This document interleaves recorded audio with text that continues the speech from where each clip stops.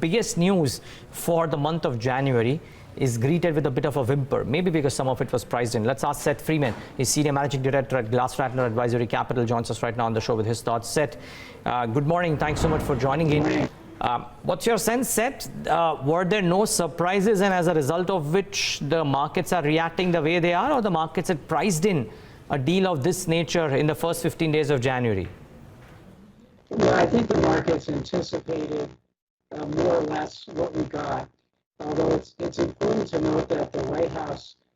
Seth, I think I've got a bit of a audio issue with your line. We'll try and just repatch that. But keep in mind, one, if we just look at what the U.S. markets have done in the last 15 odd sessions, or what world markets at large have done in the last 15 odd sessions, that will tell you the story about what the markets were already factoring in. Remember, we greeted New Year 2020 with a tweet from Donald Trump saying that something like this is about to happen on the 15th of Jan. So this was known. It's not an unknown, and which is why I think the fact that there are no big surprises to this deal is leading to the markets reacting the way they are. Is it back to business? Probably is. Are the markets now waiting for phase two? Because yesterday, if you heard all the commentary that came in on the Bloomberg Global Network, almost all the guests who spoke already mentioned that we've already moved on and now we're looking at phase two. And it'll be very important to see what phase two happens. And that's the nature of big events, that once that event is out of the way, you already start looking ahead to the next one.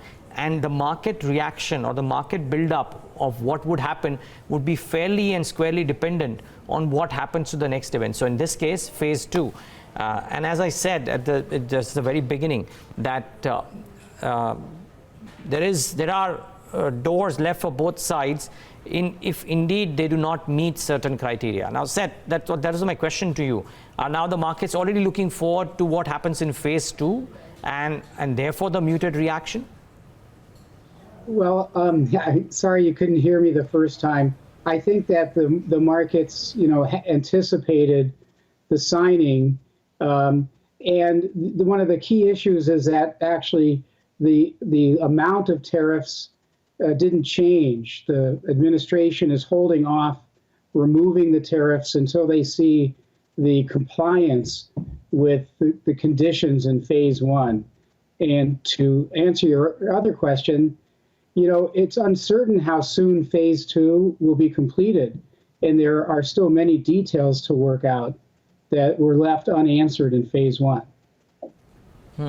Seth, so what happens? I mean, there was a build-up in the markets. We were hoping for a deal to happen. That has happened. We haven't had any untoward incident toward the deal itself. Now, does this make the new normal one of reconciliation and not camaraderie, but something to that effect between the two nations, and therefore can the world heave a sigh of relief with regards to supply chains and all of the other factors?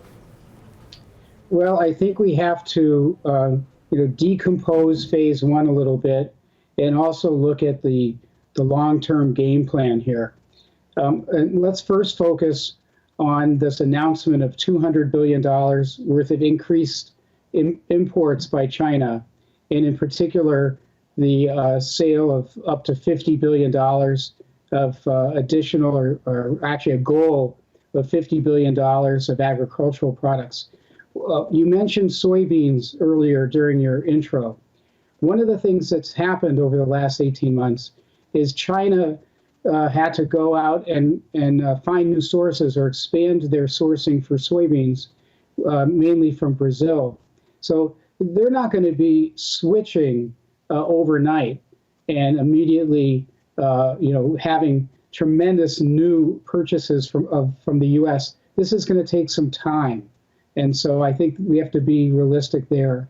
And in terms of these other purchases, they're supposed to be phased in over 2 years, which is a pretty long time to really have the kind of impact that might be expected from this sort of announcement.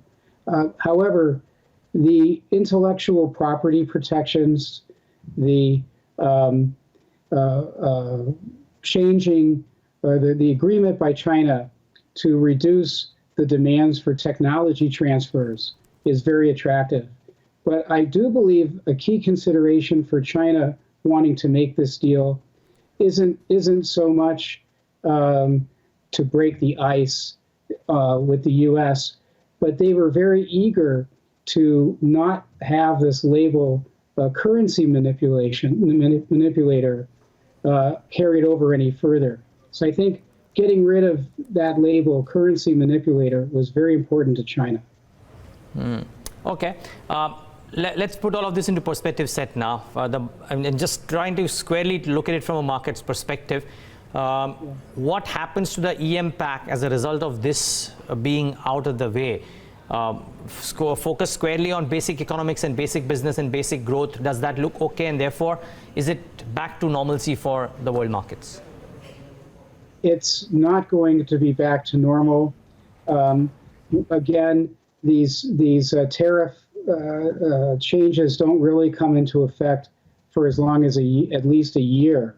So I think maybe what we have is some stability and a little bit less uncertainty, and that's always positive for investors. Okay, you bullish on the markets from these levels, Seth? The U.S. markets? I don't know. You know, we've had an incredible run. We've already seen, you know, 3 to 5% gains in a very short time, just, you know, in the last 2 weeks. So I think it kind of depends on politics here in the United States, partly, and what's going to happen with in the UK and Brexit. Yeah, well, and there's a shakeout in Russia as well, which is very interesting, though maybe not that much market moving currently. But Seth Freeman, take a moment to thank you for joining in today and giving us your perspective. Really appreciate your time.